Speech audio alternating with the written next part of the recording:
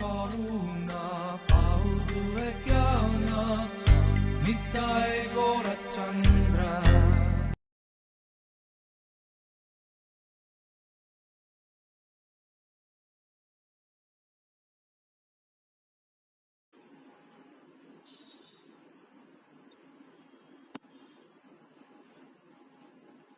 कर सकते हैं जी, थैंक यू प्रभु।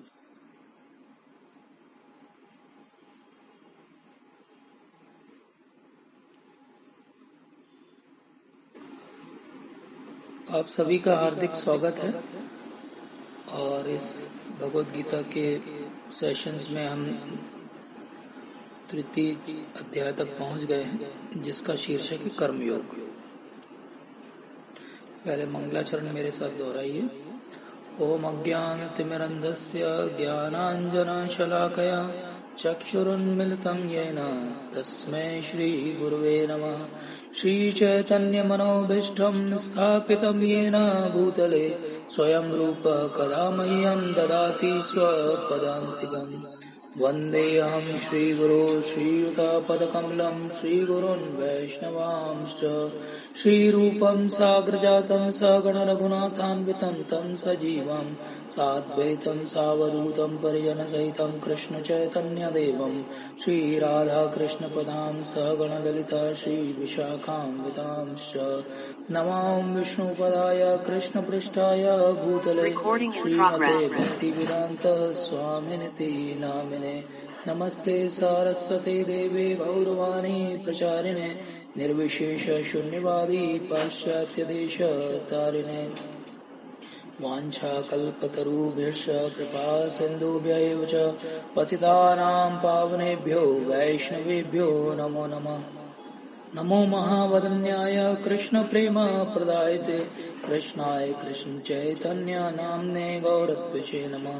पंचतत्वात्मकं कृष्णं भक्तरूपस्वरूपकं भक्तावतारं भक्ताख्यं नमामि भक्तशक्तिकम्। हे कृष्ण करुणा सिंधु दीनबंधो जगतपते गोपेश गोपिका कांत राधा कांत नमोस्तुते। तप्त कांचन गौरांगी राधे वृंदावनेश्वरी वृषभानुसुते देवी प्रणमामि हरिप्रिये। जय श्री कृष्ण चैतन्य प्रभु नित्यानंद श्री अद्वैत गदाधर श्रीवासादि गौर भक्तवृंद। हरे कृष्ण कृष्ण कृष्ण हरे हरे हरे राम राम राम हरे हरे। हरे कृष्ण कृष्ण कृष्ण हरे हरे हरे राम राम राम हरे हरे। हरे कृष्ण कृष्ण कृष्ण हरे हरे हरे राम राम राम हरे हरे। तो हम भगवत गीता की बात कर रहे हैं, जो कि महाभारत का हिस्सा है। ऐसा कहा जाता है कि महाभारत का अगर बहुत सुंदर एक चेहरा है तो भगवत गीता उसका मुकुट है। अभी तक हमने 2 अध्यायों पर चर्चा की है। पहले अध्याय की समरी अगर हम समझे तो ऐसी है, जिसको कहते हैं डाउट, कि अर्जुन के मन में डाउट उठा। तो डी से है धृतराष्ट्र और दुर्योधन के बारे में हमने समझा था। फिर ये देखा कि ये रिजल्ट इस पूरी लड़ाई का अच्छा नहीं आने वाला है, और इस अनसर्टेनिटी की वजह से ही अर्जुन जो है वो पशुपेश में पड़ जाते हैं, बिविल्डर हो जाते हैं, और यही उनकी लाइफ का टर्निंग पॉइंट है, और यहीं से भगवत गीता का जन्म होता है। सेकंड चैप्टर में हमने देखा कि कैसे, जैसे प्रभु जी अभी बता रहे थे, अर्जुन ने भगवान को अपना गुरु माना, उसे अपनी आइडेंटिटी समझ में आई, और ये समझ में आया कि एक वर्णाश्रम धर्म के आधार पर उसकी एक ड्यूटी है और एक आत्मा के आधार पर उसकी ड्यूटी है। और ये समझा हमने कि एक स्थित प्रज्ञ आत्माराम व्यक्ति कैसा होता है। तो इस तरीके से गीता का जन्म हुआ। तो ये 2 पहले चैप्टर थे। हमने ये भी समझा था पहले सेशन में कि 5 टॉपिक हैं श्रीमद् भगवद गीता के, जो कि बहुत महत्वपूर्ण है। मधु माता जी कृपया म्यूट कर लीजिए प्लीज, थैंक यू। तो हमने ये देखा था कि 5 टॉपिक हैं भगवद गीता के, प्रकृति, काल, जीव, ईश्वर और कर्म। इसमें से आज जो हम चर्चा करेंगे वो है कर्म। तो आज का जो टॉपिक है ये कर्म योग है। चैप्टर 3 भी कर्म योग है और चैप्टर 5 भी वर्क इन कृष्णा कॉन्शियसनेस या कर्मयोग की और पराकाष्ठा क्या हो सकती। तो ऐसा समझिए कि अभी हम आधा कर्मयोग आज समझेंगे। हम पहले ही सेकंड चैप्टर में देख चुके हैं कि भगवान कहते हैं गहनो कर्मणा गति, कर्म की गति जो है बहुत ही गहन है।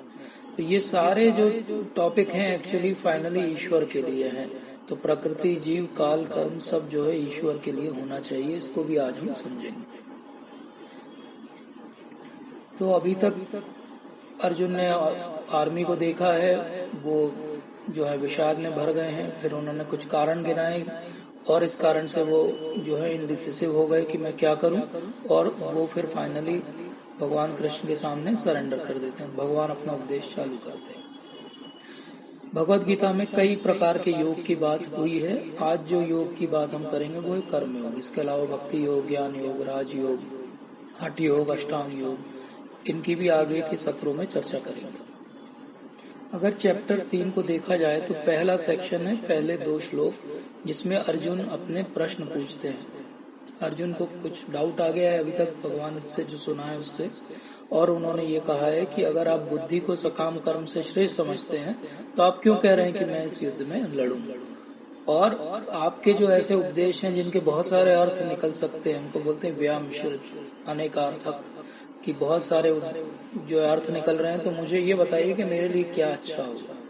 तो बेसिकली अर्जुन को यहाँ पे जो डाउट है वो ये है कि मैं ज्ञान के रास्ते चलूं और सब कुछ त्याग दूं और लड़ाई में लड़ना नहीं चाहता हूँ, तो मैं जंगल चला जाऊं, या मैं कर्म करूं जो कि क्षत्रिय के रूप में करना चाहिए।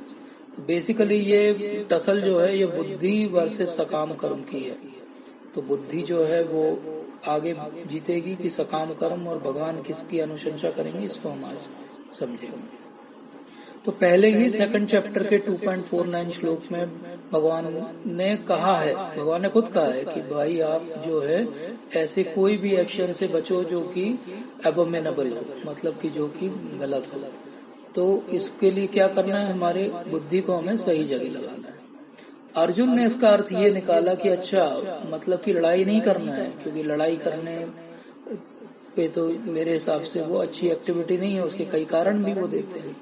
तो यहाँ पे अर्जुन क्या कहना चाह रहे हैं भगवान से कि आप ही ने अभी थोड़ी देर पहले कहा है कि मुझे एबोमिनेबल एक्टिविटीज, मतलब ऐसा कोई कार्य नहीं करना चाहिए जो कि श्रेयस्कर ना हो, तो फिर मैं लड़ाई क्यों करूं, क्योंकि मुझे बुद्धि में तो ये समझ में आ रहा है कि लड़ने की जरूरत मुझे नहीं है। तो यही अर्जुन का बेसिक कंफ्यूजन है, और हम देखेंगे कि ये कंफ्यूजन इनफैक्ट आगे भी बना रहेगा, धीरे धीरे जाएगा। तो मैं लड़ूं मतलब एक्टिवली कर्मयोग करूं, कि मैं सब कुछ छोड़ के जो है वो फिलोसोफर बन जाऊं, मतलब ज्ञान योग करूं। तो भगवान क्या ऐसी बात बोलते हैं जिसके अनेक अर्थ निकले? ऐसा नहीं है। एक्चुअली भगवान का मैसेज मल्टी लेवल मैसेज होता है। जैसे कि रिंग का मतलब फोन की रिंग भी होता है, रिंग का मतलब अंगूठी भी होता है, बैट का मतलब उड़ने वाली चमगादड़ भी है जिससे कोरोना फैलता है, और बैट का मतलब जो है वो खेलने वाला बैट भी है। तो इस तरीके से एक ही शब्द के कई अर्थ होते हैं। जैसे मधु के अर्थ कई हैं, शहद भी है, एक दैत्य का नाम भी मधु है, मदिरा को भी मधु कहते हैं, वसंत ऋतु को भी मधु कहते हैं। तो इस तरीके से हम क्या चाहते हैं या अर्जुन क्या चाह रहा है इस समय, वो ये कि उसका जो फ्रेमवर्क उसने बना रखा है उस फ्रेम में भगवान की कोई एक बात अगर फिट हो जाए तो वो उसको एक्सक्यूज बना के लड़ने से छुटकारा पाना चाहते हैं। हम भी ज्यादातर ऐसा ही करते हैं कि हमारे फ्रेमवर्क में हम चीजों को फिट करना चाहते हैं। तो श्रील प्रभुपाद 3.2 के तात्पर्य में ये कहते हैं कि भगवान ने कई तरह के योग के बारे में थोड़ा थोड़ा वर्णन किया है, लेकिन अर्जुन ये समझ नहीं पा रहा है कि कृष्ण भावना अमृत मतलब कृष्ण के लिए कार्य करना क्या है, जड़ता है कि सक्रिय सेवा है। और इनफैक्ट ऐसा भी नहीं सोचना चाहिए कि ये अर्जुन को समझ में नहीं आ रहा है। एक्चुअली अर्जुन हम सबके बिहाफ पे भगवान से प्रश्न पूछ रहा है। तो हम ऐसा कंफ्यूज क्यों होते हैं? हम ऐसा कंफ्यूज इसलिए होते हैं कि हम अपनी बुद्धि से कोई चीज का उत्तर ढूंढना चाहते हैं, चाहे अनुमान के द्वारा या हमें प्रत्यक्ष जो दिखता है उसके द्वारा। जबकि हमें करना क्या चाहिए? हमें करना चाहिए कि हम शब्द प्रमाण को माने, जैसा हम पहले भी डिटेल में बात कर चुके हैं कि वर्ड ऑफ अथॉरिटी क्या है। अथॉरिटी तो अर्जुन के सामने खड़ी हुई है, भगवान श्री कृष्ण। तो अथॉरिटी क्या कह रही है सुनेंगे हम। तो भगवान क्या कहते हैं? श्री भगवान उवाच क्या है? भगवान ने कहा कि हे निष्पाप अर्जुन, मैं पहले ही बता चुका हूँ कि आत्म साक्षात्कार का प्रयत्न करने वाले दो तरह के लोग होते हैं, कुछ ज्ञान के द्वारा और कुछ भक्ति के द्वारा। तो जो ज्ञान या फिलोसॉफिकल स्पेकुलेशन से समझते हैं उनको सांख्य योगी कहते हैं, और जो बुद्धि के द्वारा समझना चाहते हैं उनको हम कृष्णा कॉन्शियस डिवोटीज कहते हैं। भगवान को समझने का ज्यादा सही और डायरेक्ट तरीका जो है वो बुद्धि योग का उपयोग करना है। तो यहाँ पे देखिए कि शब्द आया कर्म योगे, और प्रभुपाद उसका ट्रांसलेशन दे रहे हैं भक्ति योग के द्वारा। तो किसी के मन में ये उठ सकता है सवाल कि ये कैसा ट्रांसलेशन प्रभुपाद कर रहे हैं। एक तरफ भगवत गीता का नाम रखा है यथारूप, और यहाँ तो कर्म योगिन लिखा है और उसको भक्ति योग बोल रहे हैं प्रभुपाद। तो इसको भी हम समझेंगे कि कैसे यहाँ कर्म योगिन को प्रभुपाद ने भक्ति योग क्यों कहा है। तो ये प्रॉपर कॉन्टेक्स्ट हमें समझना पड़ेगा कि भगवान की एक्चुअली इच्छा क्या है, और ये कौन समझ पाएगा इस सीक्रेट को, जो भगवान से प्रेम करेगा। जो भगवान से प्रेम नहीं करेगा वो इस सीक्रेट को नहीं समझ पाएगा। इसलिए 80-90% दुनिया जो है भगवत गीता पढ़ने के बाद भी सांख्य योग में उलझी रह जाती है। उनको बुद्धि योग या भक्ति योग की भनक भी नहीं लगने देते हैं भगवान। ये भगवान की ट्रिक है एक्चुअली। तो क्यों इम्पोर्टेंट है हमारे लिए कि हम ये दोनों चीजों को अच्छे से समझें, फिलोसॉफी या ज्ञान को अच्छे से समझें और धर्म को भी अच्छे से समझें। क्यों? क्योंकि कोई भी धर्म या रिलीजन में अगर फिलोसॉफी नहीं है तो वो केवल एक सेंटिमेंटिज्म है, वो केवल एक फैनेटिज्म है। मतलब कि वो केवल मन से व्यक्ति जो है वो धर्मांध हो गया है, क्योंकि उसको फिलोसॉफी की लाइट तो है ही नहीं उसके पास। तो धर्मांध व्यक्ति कौन है? जिसके पास धर्म है लेकिन फिलोसॉफी नहीं है। और इसका उल्टा हम देखते हैं बहुत सारे फिलोसोफर हैं जो रिलीजन पे बहुत बात करते हैं, लेकिन रिलीजन का आर भी उन्हें नहीं पता, धर्म का ध भी नहीं पता। तो उनका हाल क्या है? बड़ी बड़ी पुस्तकें उन्होंने भगवत गीता पे लिख दी, लेकिन सिगरेट उनके मुंह से नहीं छूटी, उनके जीवन में कोई बदलाव नहीं आया। तो हमें ऐसा भगवत गीता इस तरह से नहीं पढ़ना है। तो हमें रिलीजन भी चाहिए और फिलोसॉफी भी चाहिए, दोनों चीज हमारे जीवन में होना चाहिए। यही प्रभुपाद यहाँ समझाएंगे और कर्म के बारे में आगे चलते हैं। अब आगे के श्लोक में अगले 3.9 तक भगवान निष्काम कर्म योग को समझाएंगे। तो निष्काम कर्म योग क्या होता है ये बताएंगे और कैसे इसको करना चाहिए वो बताएंगे। सबसे पहला पॉइंटर वो बताते हैं कि ना तो कोई कर्म से विमुख होकर कर्म फल से छुटकारा पा सकता है और न केवल संन्यास से सिद्धि प्राप्त की जा सकती है। तो यहाँ बहुत स्पष्ट सबसे पहले उन्होंने अर्जुन को समझा दिया कि आप जो सब कुछ छोड़ के जाना चाहते हो तो कर्म से विमुख होकर आप कर्म फल से छूट जाओगे, ऐसा नहीं होगा। या आप सोचोगे कि मैंने संन्यास प्राप्त ले लिया है और मैं जंगल चला जाऊंगा तो आपको सिद्धि मिल जाएगी, ऐसा नहीं होगा। ऐसा क्यों नहीं होगा इसको हम समझते हैं। क्योंकि संन्यास जो है तभी लेना चाहिए जब हमारा हृदय जो है वो शुद्ध हो गया। जब तक हमारा हृदय शुद्ध नहीं है तब तक अगर हम संन्यास ले भी लेंगे तो वो केवल डिस्टर्बेंस है सोसाइटी के लिए, क्योंकि हमारे हृदय में अनफुलफिल्ड इच्छाएं तो बनी हुई हैं। तो ये बहुत महत्वपूर्ण बात है कि संन्यास कौन ले सकता है? जिसका हृदय शुद्ध हो गया हो। जब तक हृदय शुद्ध नहीं हुआ है संन्यास लेने का कोई भी औचित्य नहीं। और फिर भगवान इसको और क्वालिफाई करते हैं कि जैसा उन्होंने अभी कहा कि कर्म से विमुख होकर बात नहीं बनेगी। क्यों नहीं बनेगी? क्योंकि हर व्यक्ति के अंदर कुछ गुण हैं जिनसे विवश होकर उसे कर्म करना ही पड़ेगा। एक क्षण भी वो बिना कर्म किए रह ही नहीं सकता। क्यों? क्योंकि प्रभुपाद कहते हैं कि आत्मा का स्वभाव ही है कि वो सदैव सक्रिय रहती है। तो आत्मा अगर सदैव सक्रिय रहती है तो कैसे कोई एक जगह बैठ के जो है वो अपने आप का जीवन निर्वाह कर लेगा या शांति से एक जगह बैठ जाएगा? हर किसी को कार्य करना ही पड़ेगा। तो ये पहले भगवान ने कहा कि कर्म से विमुख होकर बात नहीं बनेगी, फिर कहा कि तुम विमुख होना भी चाहोगे तो तुम्हारे गुण तुम्हें विमुख नहीं होने देंगे, क्योंकि हम सब बाय नेचर बहुत एक्टिव हैं और एक्टिव हैं तो हमें कुछ तो काम करना पड़ेगा। एंगेजमेंट कुछ तो चाहिए। अब खाली दिमाग शैतान का घर, अगर सही एंगेजमेंट नहीं मिलेगा तो कुछ और काम करेंगे, हम जो है माया में पड़े रहेंगे। तो संन्यास दिखावे के लिए ले लेंगे लेकिन माया से हमारा छुटकारा नहीं होगा। और ऐसे ही व्यक्ति को भगवान कहते हैं मिथ्याचारी। क्या कि वो वश में तो करता है लेकिन मन जो है हमेशा चिंतन में लगा हुआ है इंद्रिय विषय के, तो ये स्वयं को ही धोखा दे रहा है और ऐसे व्यक्ति को मिथ्याचारी कहते हैं। तो ऐसा धूर्त जो है सदैव अशुद्ध रहता है, प्रभुपाद तात्पर्य में कहते हैं। उसके योगिक ध्यान का कोई अर्थ नहीं है। ध्यान के पोस्चर में बैठा है लेकिन उसका मन तो इंद्रियों के विषय में ही रम रहा है। तो ये जो सेंटेंस है ये एक्चुअली डिवोटीज के लिए नहीं है, क्योंकि हम भी कभी कभी चैंटिंग करने बैठते हैं, हमारा मन भी नहीं लगता। तो क्या हम मिथ्याचारी हैं? नहीं, हम मिथ्याचारी इसलिए नहीं कि हमारा कम से कम डायरेक्शन सही है। किसी दिन हम वहाँ पे जरूर पहुंचेंगे, लेकिन जिनका डायरेक्शन ही सही नहीं है वो सब क्या है? मिथ्याचारी। तो ऐसा मिथ्याचारी क्या होगा? दिखाएगा कि मैं बहुत गहरे ध्यान में हूँ, लेकिन एक्चुअली उसकी फिलॉसफी जो मुंह से निकलेगी उसकी कोई वैल्यू नहीं है।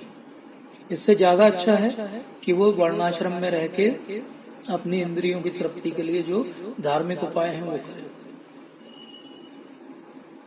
फिर भगवान कहते हैं कि दूसरी ओर, ये डिवोटीज की बात कर रहे हैं कि कोई निष्ठावान व्यक्ति अपने मन के द्वारा अगर कर्मेंद्रियों को वश में करने का प्रयत्न करे तो बिना किसी आसक्ति के वो कर्म योग या कृष्ण भावना अमृत की शुरुआत कर सकता है।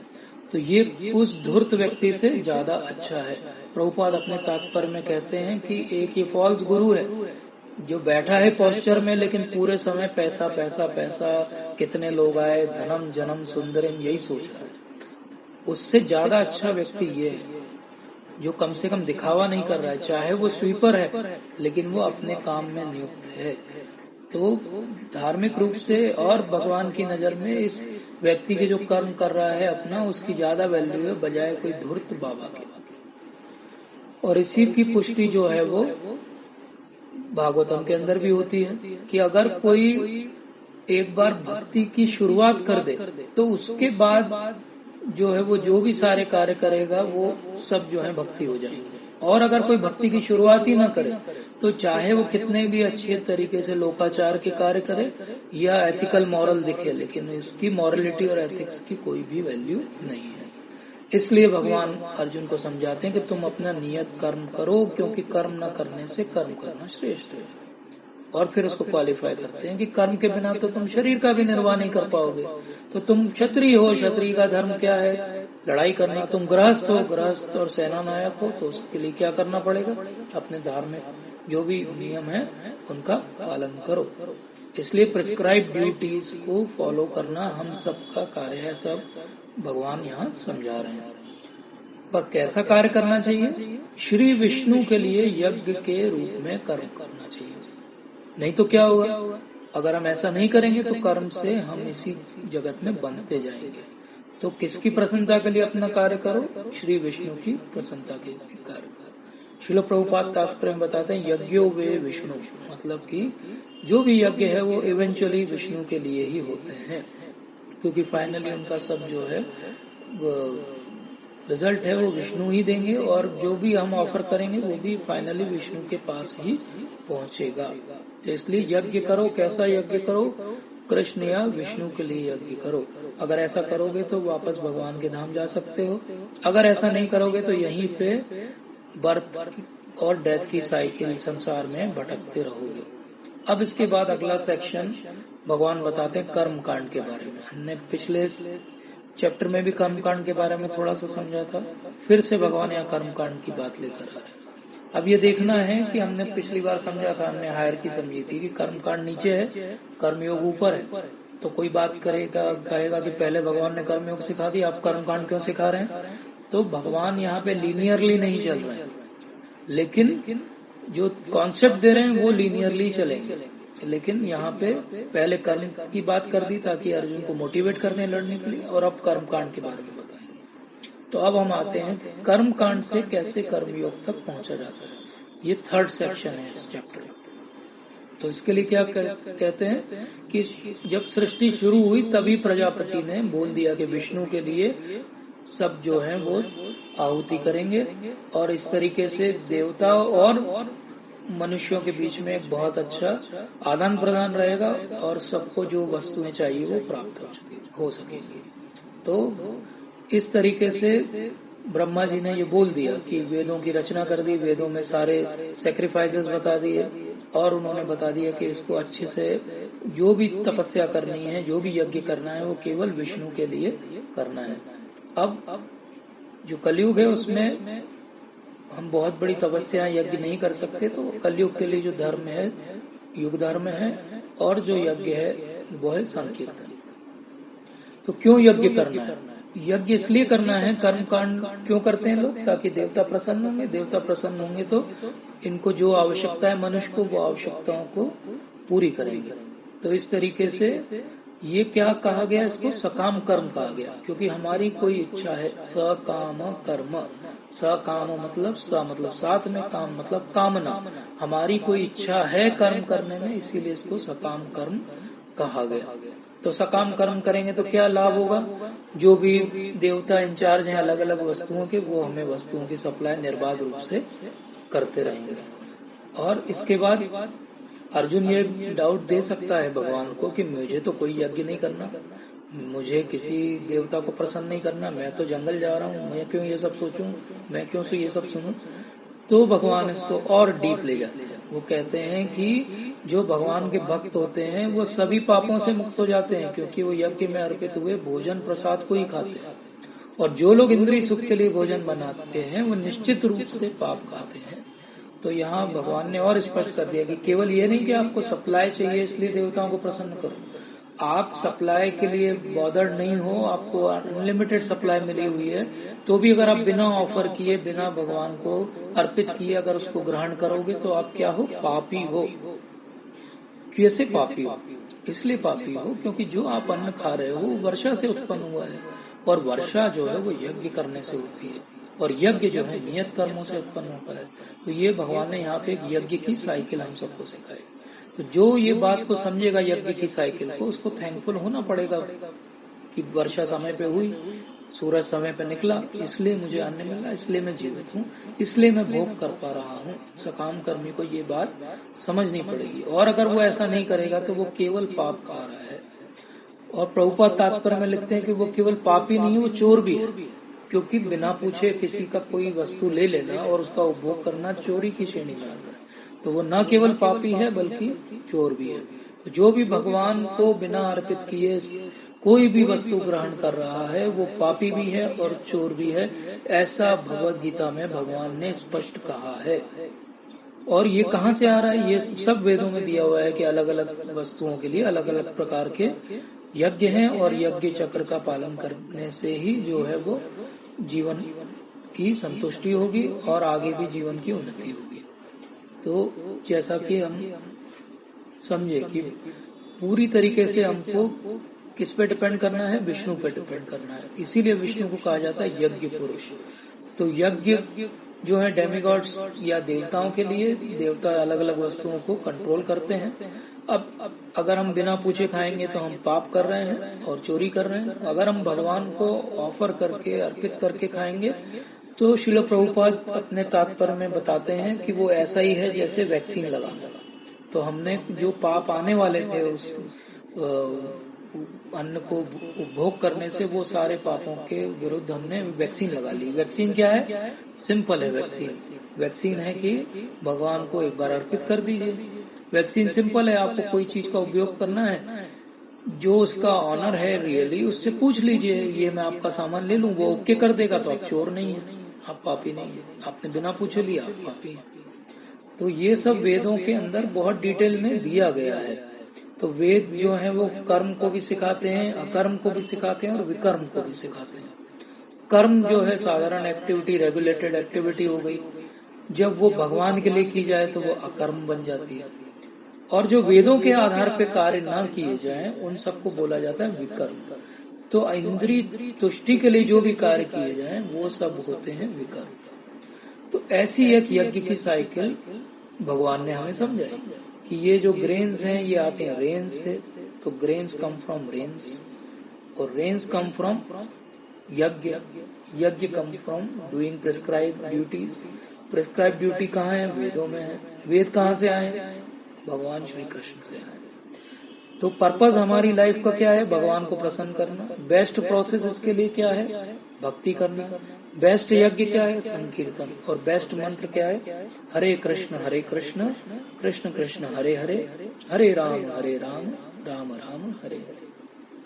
तो ये ऐसा समझ लीजिए ये स्टेप्स हैं जिससे हम भगवान को समझ सकते हैं। तो इसको अगर हम अच्छे से समझ लें इस यज्ञ साइकिल को, तो बहुत इजीली हम ये बात समझ जाते हैं कि हमको जो भी हम ग्रहण करें उसको भगवान से पूछ के और उनको अर्पित करके ही लेना चाहिए।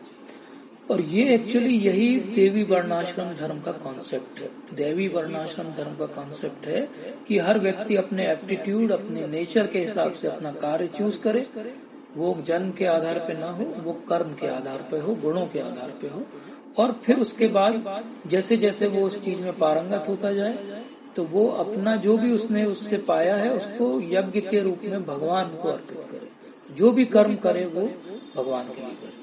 तो ये इतना कर्मकांड काहे के लिए? कर्मकांड इसलिए है क्योंकि हमारे अंदर बहुत सारी भोगने की इच्छाएं हैं। अगर भगवान उसको रेगुलेटेड तरीके से कोई उपाय या प्रोसेस नहीं देंगे तो हम अनरेगुलेटेड तरीके से जो है उसको भोगना चाहेंगे। अब जैसे एक बच्चे को दवा पिलानी हो तो बच्चे तो कड़वी दवा पीना ही नहीं चाहते हैं, तो हम माँ बाप क्या उपाय करते हैं? माँ बाप या तो उसको बोलेंगे कि भाई देखो एक दवाई खाओगे तो तुम्हें एक आइसक्रीम मिलेगी, एक उपाय ये है, ठीक है। तो ये उपाय तो जो बच्चा बड़ा है उसके लिए, जो छोटा बच्चा उसको क्या करेंगे? छोटे बच्चे को ये करेंगे, उसको लग रहा है कि वो जो है वो पेप्सी पी रहा है और असल में उसको मिल रही है दवाई। कर्म कांड भी ऐसा ही है। उसे लग रहा है कि वो एंजॉय कर रहा है, लेकिन उस एंजॉयमेंट में वो देना सीख रहा है। वो देवताओं को देना सीख रहा है, वो विष्णु को देना सीख रहा है। जब देना सीखेगा तो उसके मन में एक दिन ये प्रश्न उठेगा कि अच्छा ऐसे देने से इतना लाभ है, अगर मैं सब चीज भगवान के लिए करने लगूं तो क्या होगा मेरे जीवन में। तो कर्म कांड का एक्चुअली ध्येय क्या है? शनै शनै क्रमशः धीरे धीरे स्लोली प्रोग्रेसिवली हम जो है भक्ति की तरफ जाते हैं अगर हम कर्म कांड का पालन करें अच्छी तरीके से। तो यज्ञ हमें किसके लिए करना है? केवल विष्णु के लिए करना है। कलयुग में यज्ञ जो है वो केवल एक ही है, हरे कृष्ण कृष्ण कृष्ण हरे हरे, हरे राम राम राम हरे हरे। अब हम आते हैं लास्ट सेक्शन कि निष्काम कर्म जो है वो कैसे करना है और निष्काम कर्म करने में क्या क्या रुकावटें आ सकती हैं। तो अर्जुन ये पूछ सकता है भगवान से कि मेरी जो प्रिस्क्राइब ड्यूटीज हैं जो आप कह रहे हो उससे तो मुझे जो है वो भौतिक रिवॉर्ड मिलने वाला है, पर मुझे कुछ नहीं चाहिए। मैं न स्वर्ग जाना चाहता हूँ, न मैं कोई भौतिक इच्छा चाहता हूँ, मैं तो भीख मांगने को तैयार हूँ। तो मैं फिर अपना काम क्यों करूँ? मेरे लिए क्या है? मैं क्यों काम करूँ? मुझे न स्वर्ग जाना है तो मुझे कर्मकांड की जरूरत नहीं है, न मुझे कोई मटेरियल रिवॉर्ड चाहिए तो मुझे कर्म करने की भी जरूरत नहीं। मैं तो कहाँ जाना चाहता हूँ? जंगल में जाना चाहता हूँ। तो भगवान जानते हैं कि वो ऐसा क्वेश्चन करेगा, इसलिए पहले ही उत्तर दे देते हैं कि जो व्यक्ति आत्मा में ही आनंद लेता है और जिसका जीवन आत्म साक्षात्कार युक्त है वो अपने में ही संतुष्ट रहता है, उसके लिए कोई भी करणीय कर्तव्य नहीं होता। तो ये किसके लिए बोला गया? जो आत्मा में ही आनंद लेता है। अभी अर्जुन का ये वाला लेवल नहीं है, इसलिए पहले भगवान ने क्वालिफाई किया कि तुम जो सोच रहे हो ऐसा होने के लिए आत्मा में आनंद होना चाहिए, अभी तुम्हारा ऐसा स्थिति नहीं है। तो पहली बात तो उन्होंने क्लैरिफाई कर दिया। दूसरा उन्होंने ये बताया कि किस तरीके से कोई भक्त होता है जो आत्मा में ही आनंद लेता है, उसके लिए कोई भी करणीय कर्तव्य क्यों नहीं होता है? इसलिए नहीं होता है कि वो भगवान की अच्छे से भक्ति कृष्ण भावना भावित होकर कर रहा है और उसे अपने स्वरूप का ज्ञान है। जब व्यक्ति को अपने स्वरूप का ज्ञान है तो उसे कोई भी भौतिक इच्छाएं डिस्टर्ब नहीं करती है, और क्योंकि उसे कोई भौतिक इच्छाएं डिस्टर्ब नहीं करती हैं तो उसका किसी के प्रति, चाहे वो देवता हो, चाहे कोई व्यक्ति हो या कोई परिवार हो, किसी के लिए भी उसका कोई ऑब्लिगेशन या करणीय कर्तव्य नहीं रह जाता है। लेकिन ये बहुत स्पष्ट समझना है कि भगवान ने क्वालिफाई किया है, ये हम सब के लिए नहीं है, ये उस व्यक्ति के लिए जिसे आत्मा का पूरा ज्ञान हो चुका है। तो कर्म फल में आसक्त हुए बिना मनुष्य को अपने कर्तव्य समझ के निरंतर कर्म करते रहना चाहिए। तो कर्तव्य बस समझ के, ड्यूटी समझ के अपना वर्क को करना चाहिए। और इसका उदाहरण भी दे देते हैं वो कि जनक राजा जो थे वो राज ऋषि थे और उन्होंने ऐसे ही कार्य किया था। तो प्रिस्क्राइब ड्यूटी करते रहो और अपने लिए कोई भी इच्छा मत रखो, तो अनासक्त हो गए आप। तो केवल एक्सटर्नल रिनंसिएशन से काम नहीं चलेगा, जो अर्जुन बात कर रहे हैं कि मैं सब छोड़ के जंगल में चला जाऊंगा, लेकिन वो क्या हो जाएगा? मिथ्याचारी हो जाएगा। ऐसा कार्य नहीं करना है। हमें कब ये डिसीजन लेना है? ये प्रॉपर गाइडेंस में डिसीजन लेना है और एज ए ड्यूटी एक्ट करना है। इसके लिए हमें किसी गुरु की आवश्यकता है। हम अपने मन से का जो है डिसीजन नहीं ले सकते। तो जो सेल्फ रियलाइज्ड पर्सन है, जो कृष्ण भावना भावित व्यक्ति है, उसको जो है कोई ड्यूटीज करने की जरूरत नहीं है। लेकिन इसको हम अपने ऊपर एक्स्ट्रापोलेट नहीं कर सकते कि हम भी उसी कैटेगरी में, हम उस कैटेगरी में नहीं है। और फिर आगे भगवान समझाते हैं, प्रभुपाद भी तात्पर्य में बताते हैं कि कुछ लोग नेचुरल लीडर्स हैं, जैसे जनक महाराज का उन्होंने उदाहरण दिया। बोले ऐसे ही कोई राजा है, किसी देश का प्रधानमंत्री, राष्ट्रपति है, किसी परिवार का पिता है, कोई स्कूल का टीचर है। बोले ये सब लोग नेचुरल लीडर्स हैं, इनको जो है वो इसी तरीके से अपना कार्य करना चाहिए, तभी जो है वो सेल्फ रियलाइज होकर अपना कार्य कर पाएंगे। क्यों ऐसा करना चाहिए? क्योंकि महापुरुष जो जो आचरण करता है, सामान्य व्यक्ति उसी का अनुसरण करते हैं। तो यद यद आचरति श्रेष्ठो तरत देवतरो जना। तो अगर जो जो श्रेष्ठ व्यक्ति कार्य करेगा, उसी का अनुसरण जो है पूरा विश्व करेगा। तो रोल मॉडल कौन बनना चाहिए? वो महापुरुष बनना चाहिए, हमें उसको अच्छे से फॉलो करना चाहिए। जैसे शिवाजी महाराज, आजकल हमारे रोल मॉडल कौन है? हमारे रोल मॉडल ज्यादातर लोगों के साइंटिस्ट हैं। तो साइंटिस्ट क्या करते हैं? साइंटिस्ट जो है वो लोगों को कंफ्यूज करते हैं, उन्हें पूरा ज्ञान नहीं है। हमारे दूसरे रोल मॉडल कौन है? स्पोर्ट्स पर्सन है, मीडिया पर्सन है, जो कि भगवान के दर्जे के हो गए हैं, आजकल करोड़पति हो गए हैं। लेकिन क्या ये सच में रोल मॉडल बनने लायक है? ये इनमें से कोई भी रोल मॉडल बनने लायक नहीं है। हमने पिछली बार भी इस बात को अच्छे से डिटेल में डिस्कस किया था। हमारे रोल मॉडल कौन होना चाहिए? बलि, भीष्म, ब्रह्मा जी, जनक महाराज, कपिल देव, नारद मुनि, सनत कुमार, शिव जी, प्रहलाद, सुखदेव, ये हमारे रोल मॉडल होने चाहिए। तो इनको छोड़ के हम कहीं और ही रोल मॉडल्स को ढूंढ रहे हैं। इसी रोल मॉडल की श्रृंखला में आते हैं जनक महाराज, जिनके बारे में कहा जाता है कि उनको एक नाम है विधेय, मतलब उनको देह का भान ही नहीं है। हमें ये भी अपने आप से पूछना चाहिए, क्या हम स्वयं रोल मॉडल हैं किसी के? तो हमें भी अपने समाज के लिए, अपने परिवार के लिए रोल मॉडल बनने का प्रयास करना चाहिए। भगवान फिर अपना स्वयं का भी उदाहरण देते हैं कि अब मैं एक्सट्रीम उदाहरण भी दे देता हूँ कि मेरे लिए तो कोई भी तीनों लोक में करणीय कर्तव्य नहीं है, मुझे किसी चीज का कमी नहीं है, किसी चीज की आवश्यकता भी नहीं है। लेकिन देखो मैं भी कर्म कर रहा हूँ। क्यों कर रहा हूँ मैं कर्म? क्योंकि अगर मैं नियत कर्म नहीं करूंगा तो सब लोग जो है मेरा ही अनुगमन करेंगे और ये सारे लोग जो है नष्ट हो जाएंगे और मैं इनका कारण बनूंगा। तो जो वर्ण संकर की बात आई थी, उसका उत्तर आप दे रहे हैं भगवान की। तुम वर्ण संकर की बात कर रहे हो? वर्ण संकर तो तब उत्पन्न होंगे जब तुम लड़ाई छोड़ के चले जाओगे और ये दानव लोग जो हैं वो सत्ता पे कब्जा कर लेंगे, और फिर जब पूरा धर्म नष्ट हो जाएगा तो सब जगह केवल वर्ण संकर ही पैदा होंगे।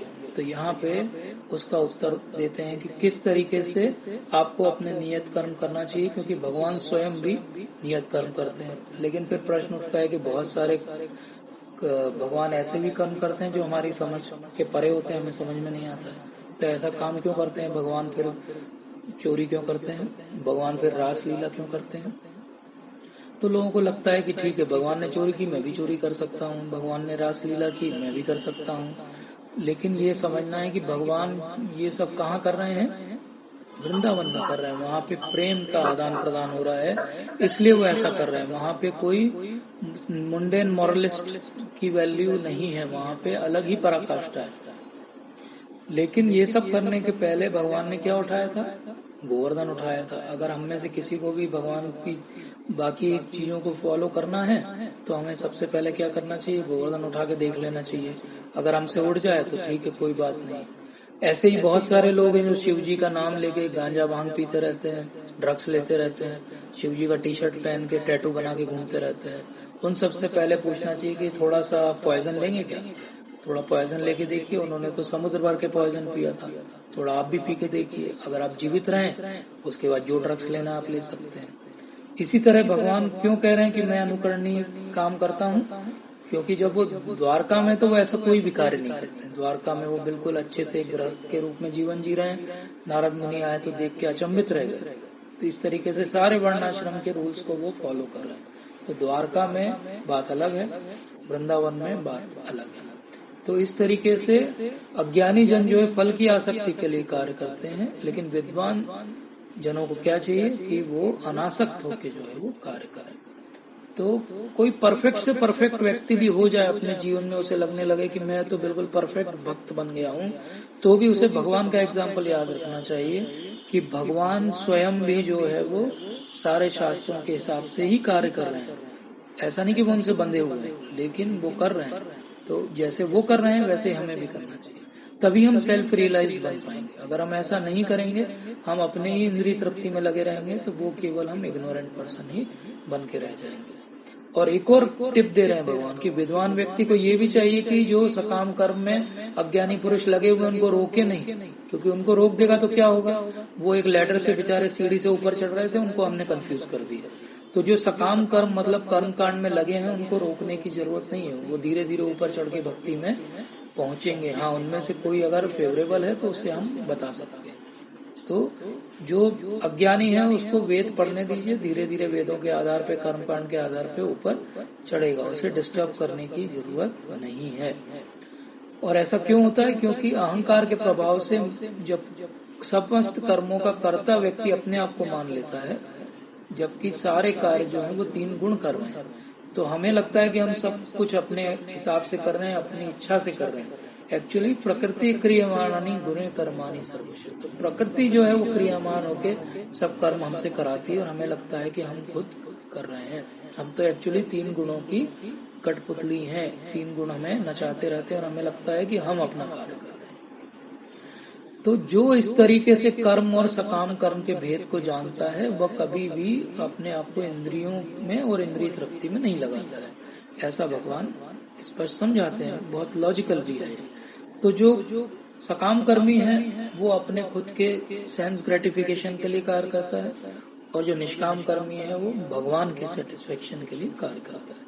ये बेसिक डिफरेंस है। तो हम जब भी कोई कार्य करें तो अपने आप से पूछें कि हम अपने लिए कर रहे हैं कि भगवान के लिए कर रहे हैं। जो 3 गुणों के अधीन है, माया से मोहग्रस्त है, वो समस्त भौतिक कार्यों में संलग्न रह के उनमें ही आसक्त रह जाता है और जो है विचलित बना रहता है।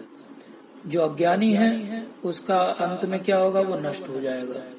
तो अज्ञानी लोगों को भी हमें बहुत प्रीच करने की जरूरत नहीं है, क्योंकि वो मंद व्यक्ति है, वो उसे तो अभी यही नहीं पता कि वो शरीर नहीं आत्मा है, तो उसे बहुत कुछ अभी समझने की जरूरत है। तो हमें एज ए भक्त उनके लिए बहुत दयालु रहना है, लेकिन उन्हें अभी बहुत समय लगेगा भक्ति में आने में। तो अब 3.30 में भगवान बताते हैं कि अपने सारे कार्यों को मुझ में समर्पित करके मेरे पूर्ण ज्ञान से युक्त होके, लाभ की आकांक्षा से रहित होके, स्वामित्व के किसी दावे के बिना आलस्य से रहित होकर युद्ध करो। और इसको कहा जाता है पर्पस ऑफ भगवत गीता। ये श्लोक हम सबको बैकग्राउंड में हमेशा याद रहना चाहिए। मयि सर्वाणि कर्माणि सन्न्यस्य आध्यात्म चेतसा।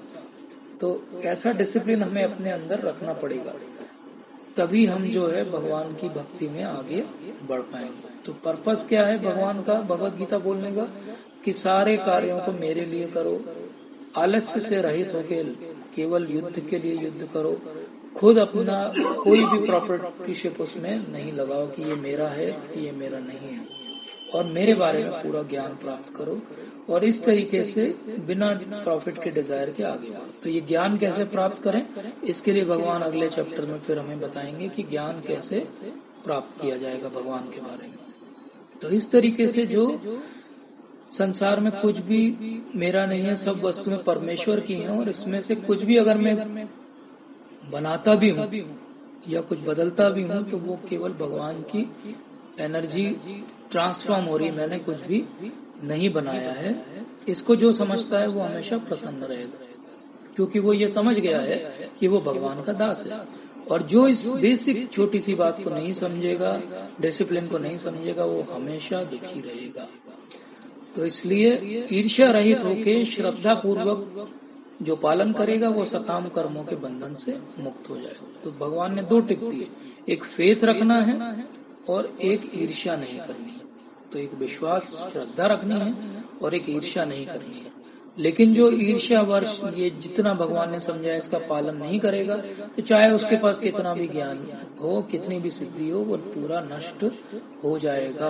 और फाइनली जो है वो जैसे कोई अगर संसार के नियमों को पालन न करे तो वो जेल में चला जाता है। इसी तरह कोई भगवान के नियमों का पालन न करे तो इस संसार की जेल में पड़ा रहता है।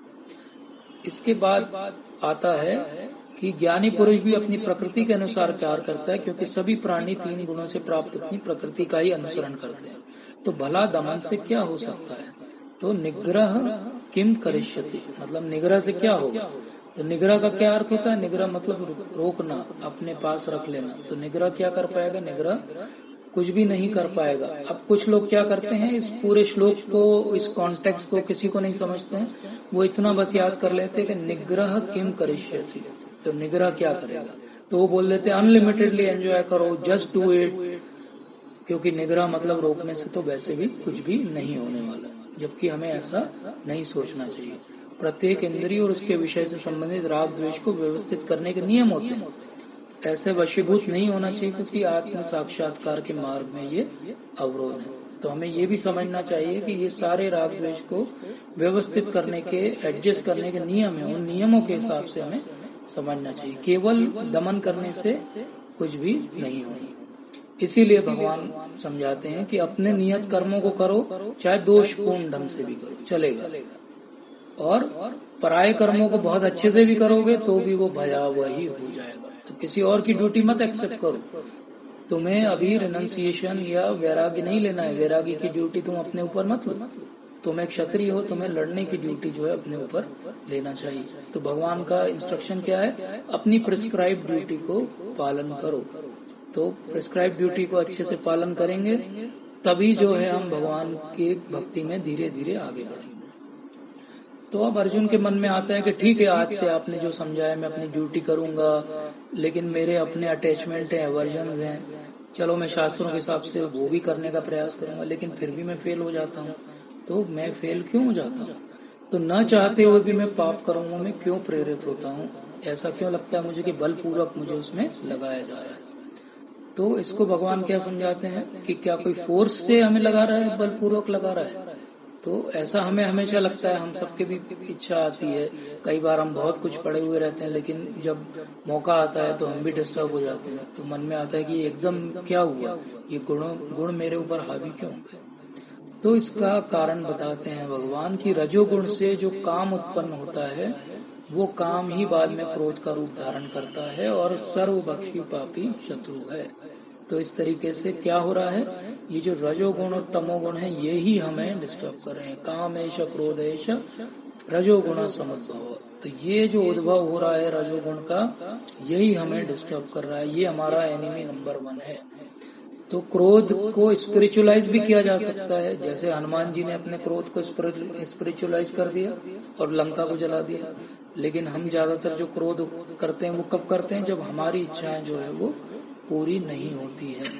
तो जब हमारी इच्छाएं पूरी नहीं होती हैं तो हमारी कामनाएं जो है वो कैसी हैं? हमारी कामनाएं ऐसी हैं जैसे कि कोई ऊंट है, वो जंगल में उसे कुछ नहीं मिलता रेगिस्तान में, तो वो कांटों को खाता रहता है और उसके मुंह पूरा छिल जाता है। इस छिले हुए मुंह से जो ब्लड निकलता है उसका टेस्ट समझ के उसको लगता है कांटों में भी कितना अच्छा टेस्ट है।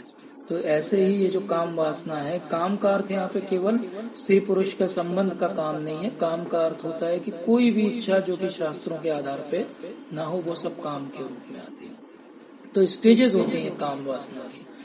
कभी बहुत हल्का सा हो सकता है, जैसे अग्नि में धुआं होता है, कभी कभी जैसे दर्पण में धूल होती है, और कभी कभी बहुत स्ट्रांग हो सकता है, जैसे कि कोई भ्रूण के ऊपर जो गर्भाशय की लेयर्स होती है। तो इस तरीके से अलग अलग स्टेजेस हैं काम वासना की, और ये अलग अलग स्टेजेस जो हैं वो कॉन्शियसनेस के लेवल पे डिपेंड करती हैं, और इसी कारण से काम वासना जो है हमें यहीं पे डाल के रखती है।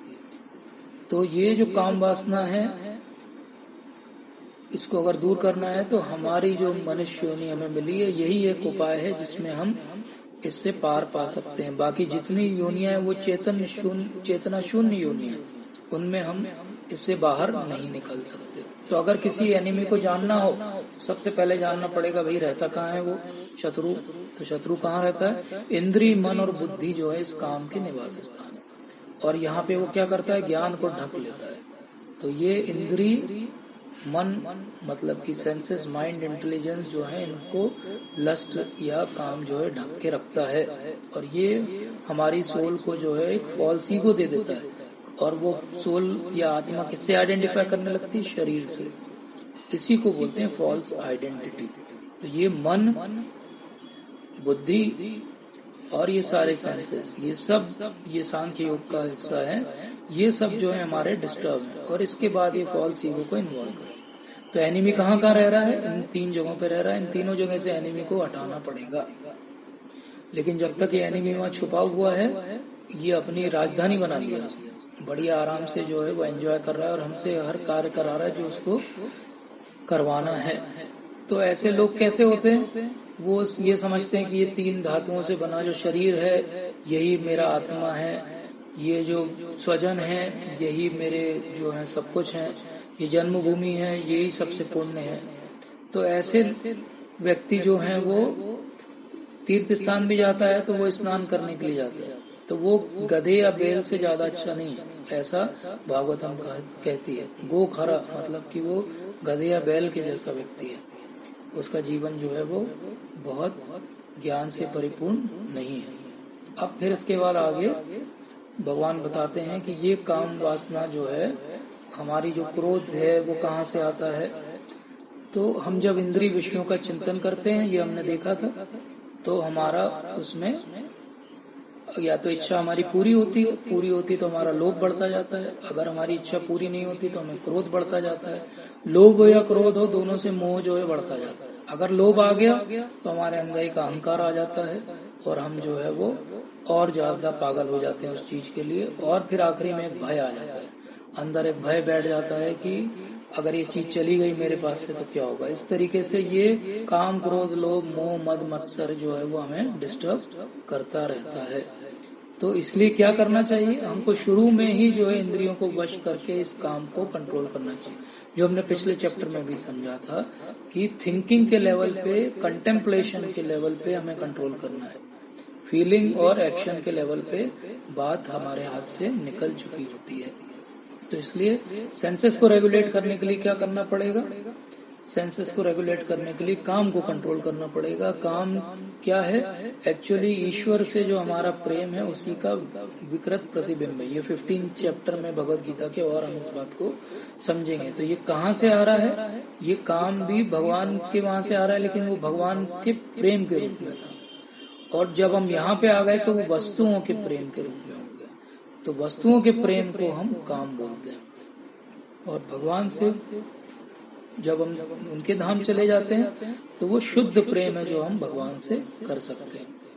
तो लस्ट जो है वो परवर्टेड रिफ्लेक्शन है, इसलिए इससे पूरा छुटकारा हम नहीं पा पाएंगे जब तक हम संसार से बाहर नहीं निकल सकते। इसीलिए इस संसार को कहा जाता है माया मृग। माया मृग मतलब जैसे कि राम जी एक माया मृग के पीछे भागे थे, ऐसे ही हम भी एक माया मृग के पीछे भाग रहे हैं। तो क्यों हम इस माया मृग के पीछे भाग रहे हैं? क्योंकि हमारे अंदर अविद्या है, हमारे अंदर उचित ज्ञान नहीं है। इस अविद्या के कारण जो है हमारे अंदर जो भी इच्छाएं हैं पुरानी दबी हुई, वो बार बार एक्शन के रूप में, पाप के रूप में सामने आती है। और जो हम ऐसा पाप करते हैं तो उसमें से कुछ अप्रारब्ध रूप में वापस जो है अकाउंट में जमा हो जाता है, उसको बोलते हैं कूट, जो कि अगले जीवन में हमारी सिंफुल प्रोक्लिविटी या टेंडेंसी को बढ़ाता है। और कुछ जो है वो प्रारब्ध रूप में हमारी जो है अभी इसी जीवन में कष्ट के रूप में सामने आता है। जैसे कि इसका उदाहरण है कि कोई व्यक्ति किसी को देख के सोचे मुझे इसको एंजॉय करना है, तो ये जो है केवल कूटम है, टेंडेंसी थी उसकी पुराने जन्मों के कारण। फिर उसने जो है वो कुछ एक्शन, डिजायर, टेंडेंसी डिजायर में बदल गई, डिजायर जो है एक्शन, रिएक्शन में बदल गया, और फिर मैनिफेस्ट रिएक्शन क्या हो गया कि उसे बीमारी हो गई। तो इस तरीके से जैसे कि अजामिल के साथ ऐसा ही हुआ था। तो ये हमने पिछली बार भी ये वाला उदाहरण समझा था। तो अगर हमें कंट्रोल करना है लस्ट को, तो भगवान एक टिप देते हैं, एक हायरार्की हमें समझाते हैं 3.42 में, कि एक बॉडी है, उसके ऊपर सेंसेस हैं, फिर माइंड है, फिर इंटेलिजेंस है, ईगो है, सोल है और सुपर सोल है। तो इस तरीके से इस हायरार्की को अगर हम समझेंगे तो हम अच्छे से इंद्रियों को कंट्रोल कर पाएंगे। अर्थात मन को कंट्रोल करने के लिए हमें बुद्धि का सहारा लेना पड़ेगा और बुद्धि को प्रखर करना पड़ेगा। और बुद्धि प्रखर कैसे होगी? शास्त्रों के अध्ययन करने से होगी, भगवद गीता पढ़ने से होगी। तो हम जो कार्य कर रहे हैं अभी वो बुद्धि को प्रखर करने के लिए कर रहे हैं। तो जिस तरह इस बुद्धि को हम प्रखर करेंगे तो मन जो है हमारा स्थिर हो जाएगा और हम इस काम रूपी दुर्जय शत्रु को जीत पाएंगे। तो भगवान अब अगले चैप्टर में हमें समझाएंगे कि ये ज्ञान कैसे मिलेगा कि हमारी बुद्धि जो है वो प्रखर हो जाए। तब तक के लिए भगवान ने हमें बहुत सारी चीजें बताई इस चैप्टर में कि कैसे काम के शत्रु को हमें जीतना चाहिए। तो हम ये काम, क्रोध, लोभ, मोह, मद, मात्सर्य से हमें सत्य, धर्म, प्रेम, शांति और अहिंसा में जाना है। तो जैसा प्रभु जी कह रहे थे कि जब भी हम कुछ पढ़ें तो प्रैक्टिकल टिप हमारे लिए क्या है उसको समझे। तो पहले तो हम कर्म को थोड़ा सा 2-3 स्लाइड में समझने का प्रयास करते हैं, समय ज्यादा नहीं है। हम सब ने देखा है कि ये कमल का फूल है। कमल के फूल को इतना हम स्पिरिचुअल इम्पोर्टेंस क्यों देते हैं? आप देखिए बहुत सारे देवी देवता जो हैं वो कमल पे आसीन होते हैं। कमल हमेशा भगवान को पूजा में चढ़ाया जाता है। तो उसके 2 कारण हैं। पहला, कमल जो है कीचड़ में रहता है, सूरज डूबने पे वो मुरझा जाता है, सूख जाता है, बंद हो जाता है। सूरज उगने पे वापस वही कमल फिर से खिल जाता है। वो जब सूख जाता है या बंद हो जाता है तो वो इसी कीचड़ में अंदर चला जाता है, लेकिन अगले दिन बाहर निकलता है तो पूरा वैसे ही साफ होता है, उसमें कीचड़ का एक भी दाग नहीं होता। तो भगवान ये समझाते हैं इस उदाहरण से कि जैसे कमल कीचड़ में रह के उससे निर्लिप्त रहता है, ऐसे ही हमें संसार में कार्य करना है कि संसार के कीचड़ से हमें प्रभावित नहीं होना। अब दूसरा बड़ा कारण है क्यों कमल की इतनी वैल्यू है, क्योंकि कमल एक ऐसा फूल है जो फूल के साथ साथ ही उसमें बीज तुरंत हैं, फल नहीं, सीधे बीज हैं उसके। ऐसे ही जो भी हम कर्म करते हैं उन कर्मों के साथ उसके बीज हम तुरंत ही बना रहे हैं। जैसे कोई फल को काटते हैं तो उसके अंदर बीज निकलते हैं, उन बीज को बो देंगे, पेड़ लगेगा, फिर से फल लगेंगे। ऐसे ही हमारे जीवन में जो भी कर्म हम करेंगे तो वो हमें यहीं पे ऐसे ही समझना है। तो कर्म जो है केवल प्रेजेंट लाइफ को नहीं डिफाइन करता है, कर्म 4 चीजों को डिफाइन करता है। एक होता है कैजुअलिटी, मतलब कोई कार्य क्यों हो रहा है, जिसको हम साधारण फिजिक्स की भाषा में बोलते हैं एक्शन रिएक्शन का प्रिंसिपल न्यूटन का, या कॉज और इफेक्ट का प्रिंसिपल मैनेजमेंट में कहते हैं। तो ये कैजुअलिटी क्या होता है? ये कैजुअलिटी हमने कोई भी कर्म किया तो फल या संस्कार के रूप में हमारे अंदर विद्यमान रहता है।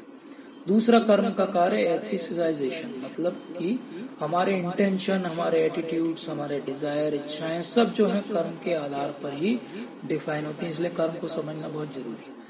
तीसरी चीज है रीबर्थ, री इनकारनेशन। इस संसार में बार बार बहुकूप में जन्म मरण जो है वो भी कर्म के कारण ही हो रहा है। और हमारी प्रेजेंट लाइफ ये हमारे पिछले कर्मों का प्रारब्ध का ही परिणाम है। तो इस तरीके से हम देखें कि आज का हमारा जीवन हमारा पिछला जो किया हुआ उसके कारण है। आज जो हम एक्शन लेंगे उससे हमारा अगला जो है वो जीवन बन रहा है। तो अगले जीवन बनाने वाले भगवान तो उसको संस्तुति करने वाले हैं, लेकिन बनाने वाले हम स्वयं हैं। हम स्वयं ही अपना जीवन अच्छा या खराब बनाते हैं। अगला जीवन चाहिए कि नहीं चाहिए ये हमारे कर्मों पे हम खुद डिसाइड करते हैं। इसीलिए भगवान क्या कहते हैं कि रिजल्ट से जब जब अटैच रहोगे तो आपको यहीं पे बार बार जन्म मरण में फंसना पड़ेगा। अगर आप एक्शन से डिटैच हो जाओगे रिजल्ट से तो वो हो जाएगा निष्काम कर्म, जिसको हम अंग्रेजी में कहेंगे डिजायरलेस एक्शन। तो मैं एक्शन करता हूँ लेकिन मेरा कोई भी डिजायर नहीं है। जब मैं एक्शन ऐसा करूंगा जब मेरा कोई भी डिजायर नहीं रहेगा तो जो प्रारब्ध कर्म है वो तो मैं भोगूंगा, लेकिन आगे मेरा रिस्पॉन्स और रिएक्शन जो नए कर्मों को जन्म देता है, जिसके कारण मेरा संचित कर्म का अकाउंट भरा रहता है और जिसके कारण मुझे अगला शरीर मिलने वाला है, वो सब अपने आप ही नष्ट हो जाएंगे। तो कर्म जो एक स्पिरिचुअल लॉ है, जैसे न्यूटन का लॉ एक फिजिकल लॉ है। तो जो हमारे संचित कर्म है वो टोटल बैंक अकाउंट है। अगले जीवन जो हमारा बनेगा उसमें से एक थोड़ा सा हिस्सा लेके हमारा जीवन बनेगा। जैसे कि हमारे बैंक अकाउंट से हमने थोड़ा सा कैश निकाल लिया, और आगामी कर्म जो है पुण्य पाप जो मैं करूंगा इस पैसे से, उस पैसे से अगर मैं इन्वेस्ट करूंगा, पैसे को बढ़ाऊंगा तो मैं फिर अकाउंट में डालूंगा। तो इस तरीके से मेरा संचित कर्म का बैंक अकाउंट जो है वो चलता रहेगा। और ये साइकिल तभी टूटेगी जब मेरा संचित कर्म खत्म हो, जब मेरे आगामी कर्म खत्म हो। तो हम संचित कर्म को कैसे डिफाइन कर सकते हैं? जैसे कि कोई तीरंदाज के पास में तीर होते हैं, वो उसको कौन से तीर मिले हैं, वो उसके संचित कर्म है। प्रारब्ध है कि उसके सामने एक जो तीर हाथ में है, और क्रियामान क्या है, उसने वो तीर चला दिया है। अब ये तीर जाके निशाने पे लगेगा कि नहीं लगेगा, ये निर्भर किस पे करेगा? अगर हवा चल गई तो नहीं लगेगा। तो डेफिनेटली केवल प्रारब्ध नहीं है, देवी जो है वो भी फैक्टर है इसमें, लेकिन हमारा कार्य है कि हम अपने कर्म को अच्छे से करते रहें। तो कर्म है एक चीज है कर्म योग। तो ये कर्म और कर्म योग में क्या अंतर है? जब कर्म को हम भगवान से जोड़ दें तो वो हो गया कर्म योग। अब एक चीज और आ गई, निष्काम कर्म योग। निष्काम का अर्थ क्या हुआ कि अब मेरी कोई भी इच्छा नहीं रही है, मैं भगवान के लिए कार्य कर रहा हूँ, इसको कहा जाता है निष्काम कर्म योग। तो भगवान निष्काम कर्म योग इस चैप्टर में शब्द का उपयोग करते हैं। प्रभुपाद निष्काम कर्म योग इज इक्वल टू भक्ति योग कहते हैं। अगर हम थोड़े से और टेक्निकली जाएंगे तो एक्चुअली निष्काम कर्म योग टोटली भक्ति योग नहीं है, भक्ति योग की शुरुआत है।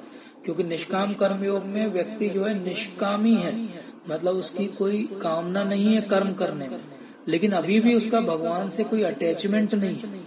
उसका अटैचमेंट इसी में है कि मेरा डिजायर न उत्पन्न हो जाए, मैं डिजायरलेस रहूं। तो निष्काम कर्म योगी निष्काम है पर निष्कर्मी नहीं है। मतलब कि निष्काम है, उसकी कोई कामना नहीं है, लेकिन निष्कर्मी नहीं है, उसकी कर्म करने की अभी भी इच्छा जो है बनी हुई।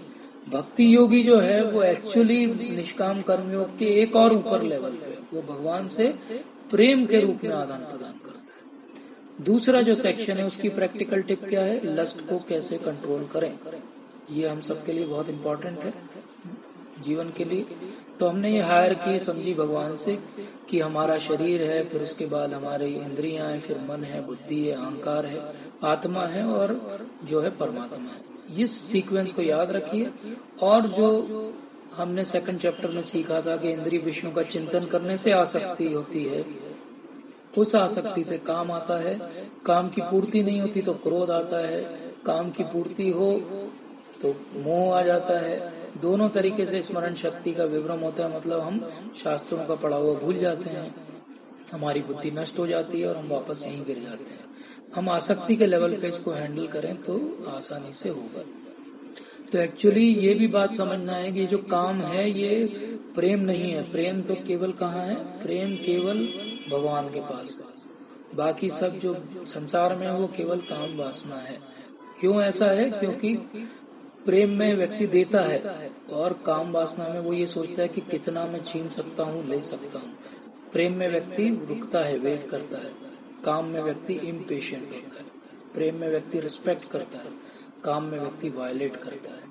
प्रेम में व्यक्ति फॉरगिव कर देता है, लस्ट में व्यक्ति कंडेम करता है। तो हमें ये सीक्वेंस याद रखनी चाहिए। तो हम इस संसार में जो भी कहानी, गाने, मूवीज में जो भी प्रेम के रूप में दिखाया जा रहा है वो केवल काम वासना है। और भगवान का नाम क्या है? मदन मोहन। जो मदन मतलब कि जो कामदेव में उनको भी मोहित कर लें वो है मदन मोहन। और राधा रानी का नाम क्या है? मदन मोहन मोहिनी। मतलब कि जो मदन मोहन है उनको भी मोह ले वो है हमारी राधा रानी। तो इसलिए भगवान की सेवा में जाएंगे तो हमें कामदेव से, काम से, किसी से भी डरने की जरूरत नहीं है। हमारा जो भी लस्ट है, काम है, वो अपने आप प्रेम में बदल जाएगा। यही प्रभुपाद हमें समझाते हैं और यही बहुत सारे हमारे जो पूर्ववर्ती आचार्यगण हैं वो भी हमें समझाते हैं। तो 100% तरीका क्या है काम को जीतने का? तो जैसे सीता देवी थी, वो रामचंद्र जी की भार्या है, लेकिन रावण जो है वो उनको एंजॉय करना चाहता है और वो डिस्गाइज करके उनको चुरा लेता है, अपहरण कर लेता है। तो यहाँ रावण जो है ये काम वासना का जो है प्रतिरूप है। और राम क्या करते हैं? राम के पास ही वो बाण है जिससे रावण का वध हो सकता है। इस प्रकार हमारी काम वासना का वध भी केवल राम के हाथ में, भगवान के हाथ में है। हम अपने रेगुलेटेड सेंसेस मतलब 4 नियमों का अच्छे से पालन करें और अपने आप को, अपनी आत्मा को भगवान की सेवा में लगाएं, तभी जो है हम इससे उबर पाएंगे। तो आज का टेक होम मैसेज क्या है? कर्म जो है एक लॉ है, जैसे कि फिजिक्स का मैथमेटिक्स का, केमिस्ट्री का कोई भी लॉ होता है, ये एक सच है। कोई बोले कि हम नहीं मानते, तो आपके मानने नहीं मानने से कुछ नहीं होगा। लॉ तो लॉ है। आप ignorance of law is not excuse. जो लस्ट है, काम है, वो सारी बाकी जितने भी जड़ें हैं, प्रॉब्लम्स हैं, उनकी जननी है। काम को कंट्रोल करेंगे ध्यान के लेवल पे तो सब कुछ ठीक हो जाएगा। तो हमें अपने सेंसेस को मिथ्याचारी बन के दबाने का प्रयास नहीं करना है, हमें उन्हें रीडायरेक्ट करना है, भगवान की सेवा में लगाना है। और हमें अपने जीवन में एक रोल मॉडल बनने का प्रयास करना है, हमारे परिवार के लिए, समाज के लिए, क्योंकि अभी सब लोग जो है गलत रोल मॉडल को फॉलो कर रहे हैं। तो इस तरीके से हम काम को पूरा कर पाएंगे। अब इस पूरे चैप्टर को अगर मैं 2 वर्ड में समेटना चाहूँ तो वो क्या है? अर्जुन जो है कंफ्यूज है कि ड्यूटी और रिनंसिएशन, मतलब मैं या तो कर्म करूं या मैं सब कुछ छोड़ के चला जाऊं। भगवान ने पूरा चैप्टर समझाया तो उन्होंने एक ही बात समझाई, इन्होंने इस और को जो है विथ के साथ रिप्लेस कर दिया कि do your duty with renunciation. तो बोले आप कर्म भी करो लेकिन निष्काम रूप से करो। तो इस तरीके से आप जो कह रहे हो वो भी सही है, लेकिन और की जगह विथ करो। तो ये कब होगा? जब हम अपने मन को अच्छी चीजों में लगाएंगे, भगवत गीता पढ़ेंगे, भगवान श्री कृष्ण का, भक्तों का जो है सानिध्य लेंगे और हरे कृष्ण मंत्र का जाप करेंगे। तो आज की समरी क्या है? भगवान ने समझाया कि रिनंसिएशन, एक्चुअल ट्रू रिनंसिएशन क्या होता है। फिर उन्होंने बताया कि कर्मकांड, कर्मयोग, किस तरीके से एक व्यक्ति को एग्जाम्पलरी होना चाहिए अपने जीवन में। और हमारी जो आत्मा है उसका सबसे बड़ा शत्रु कौन है? काम है। अगर कुछ और आज के चैप्टर से याद न रहे तो ट्री याद कर लीजिए, तो आपको ये चैप्टर पूरी तरीके से हमेशा जीवन भर याद रहेगा। आज का श्लोक ऑफ द डे क्या है? कि हमें सबके लिए रोल मॉडल बनना है। यदि यद आचरति श्रेष्ठ तद तद एवतरो जना सयत प्रमाणम कुरुते लोकस्तद अनुवर्तते। तो जो जो ग्रेट व्यक्ति करता है, बाकी कॉमन मैन उसको फॉलो करते हैं। तो हम सब जो यहाँ सुन रहे हैं सब अपने अपने फील्ड में ग्रेट हैं। तो हमें ये प्रयास करना चाहिए कि हम ऐसा जीवन जिए कि सब लोग हमारे कारण जो है लाभान्वित हों। जय श्री प्रभुपाद। हरे कृष्णा। आप सभी का बहुत बहुत धन्यवाद। और कोई प्रश्न हो, कोई त्रुटि सुधार हो, कोई शंका हो तो पूछ सकते हैं। धन्यवाद। हरे कृष्णा। तो आप सभी भक्तों का बहुत बहुत धन्यवाद आज की क्लास में अटेंड करने के लिए। मेरा एक सब लोगों के साथ एक छोटा सा डिस्कशन करना था मुझे।